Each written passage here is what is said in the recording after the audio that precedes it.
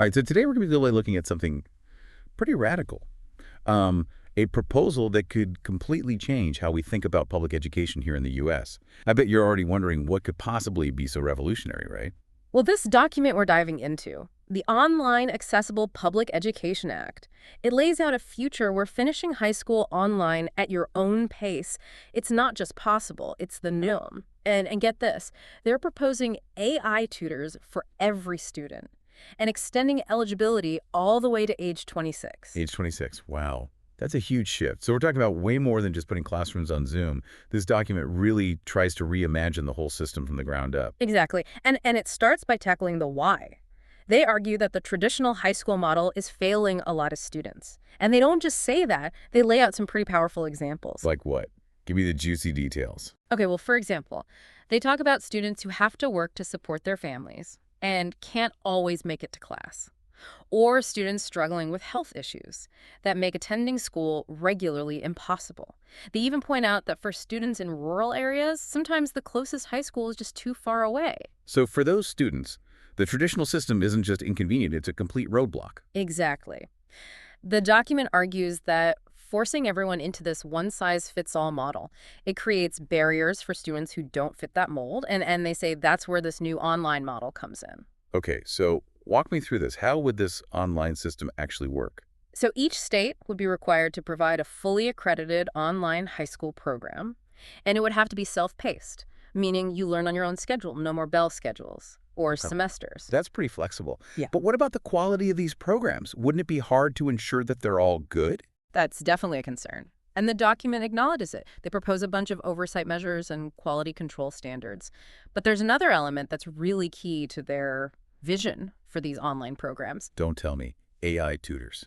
You got it. Okay. And it's not just some futuristic gimmick. The document claims that AI tutors could personalize education in a way that's simply not possible with human teachers alone. Think about it. An AI tutor could adapt to your specific learning style, figure out what you're struggling with, and provide customized feedback 24/7. Wow, a personalized tutor in your pocket. Yeah. But let's be real. How effective can AI really be at teaching? It's not like it can replace human connection, right? That's the million-dollar question, isn't it? The document seems to argue that AI would work alongside teachers, not replace them entirely, but it definitely raises some interesting questions about the future of teaching as a profession. For sure. And what about the students who might thrive in a traditional classroom? Will they miss out on the social interaction and collaboration? That's a valid concern. The document talks about creating online communities and virtual collaboration spaces, but it's hard to say how effectively those could replicate the dynamic of a physical classroom. Okay, so we've got this bold vision of online learning, personalized AI tutors, and a whole lot of questions about how it would all work in practice. But there's one more piece of this proposal that's just mind-blowing. Extending high school eligibility to age 26. Why such a dramatic change? The document argues that it's about equity and recognizing that life doesn't always follow a neat linear path. They talk about people who had to drop out of high school to work or take care of family, or those who simply weren't ready for the traditional school environment when they were younger. This would give them a second chance. So it's about recognizing that learning shouldn't have an expiration date. Exactly. They're pushing for a system that embraces lifelong learning and acknowledges that people learn and grow at different paces. I'm curious, do they actually define what they mean by equity in this context? It's a word we hear a lot, but it can mean different things to different people. They do address that. They define equity in education as ensuring that all students, regardless of their background, circumstances or challenges, have access to the resources and support they need to succeed. And they're suggesting that this online model, with its flexibility and personalized learning, is the best way to achieve that. That seems to be their argument, but of course there are plenty of potential downsides and concerns that we need to unpack as well. That's what deep dives are all about, right? So let's take a breath and then dive into the potential benefits and challenges of this radical proposal. Okay, so we've laid out this pretty radical vision for the future of public education. Now let's get into the nitty-gritty. What are the potential benefits that the document highlights? I think you'll find some of these arguments pretty compelling. Okay, I'm all ears. Convince me.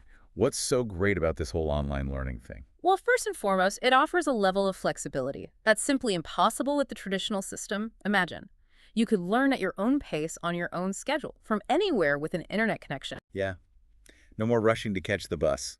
Yeah. or trying to squeeze homework in between soccer practice and band rehearsals. I could see how that would be a game changer for a lot of students. Exactly. And the document argues that this flexibility wouldn't just benefit students who are juggling busy schedules, it could also help those who learn at a different pace than what's typically allowed in a classroom. So someone who needs a little extra time to grasp a concept wouldn't feel rushed.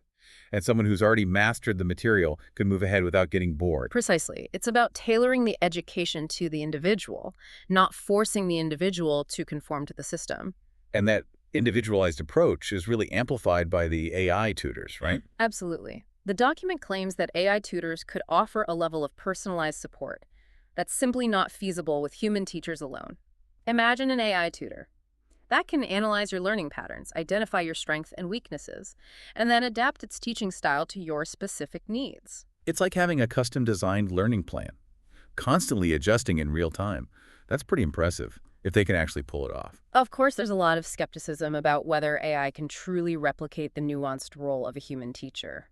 But even the document acknowledges that teachers would still be essential in this model. So more of a partnership between human and AI, rather than a complete replacement. That seems to be the idea. But it definitely raises a lot of questions about how the role of teachers might evolve in this new landscape. For sure.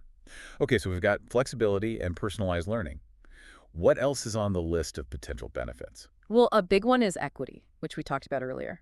The document argues that this online model could help close the achievement gap that persists in our current system. Remind me, how do they define equity in this context? They define it as ensuring that all students, regardless of their background, circumstances, or challenges, have access to the resources and support they need to succeed. So it's not just about equal opportunity. It's about taking into account the different starting points Yeah. and challenges that students face. Exactly. And they argue that the online model could help level the playing field by providing devices and internet access to students who can't afford them, and by creating accessible platforms for students with disabilities. Makes sense. And I'm really intrigued by this idea of extending high school eligibility to age 26. That seems like a pretty radical shift in how we think about education. It is, and the document frames it as a matter of both fairness and practicality. They argue that it's unfair to limit access to education based on age, especially when we know that people learn and grow at different rates throughout their lives. It's like saying, hey, life happens. And sometimes education takes a back seat. But that shouldn't mean you're permanently shut out. Right. They also point out the practical benefits. By allowing people to earn their high school diploma at any age, it could open up more opportunities for higher education and career advancement. So it's about investing in human potential, regardless of when that potential is realized. That's a great way to put it. But of course, no proposal is without its potential downsides, and this one is no exception. Okay, I'm ready for the reality check. Mm-hmm. What are some of the concerns that the document raises? So we've explored the potential upsides of this Online Accessible Public Education Act, but we've also touched on some pretty big concerns. I'm curious about the broader societal impact. If this actually became law, how would it ripple through everything else? That's where things get really fascinating. We're not just talking about tweaking the education system. We're talking about potentially shifting how our entire society views learning. Okay, paint me a picture.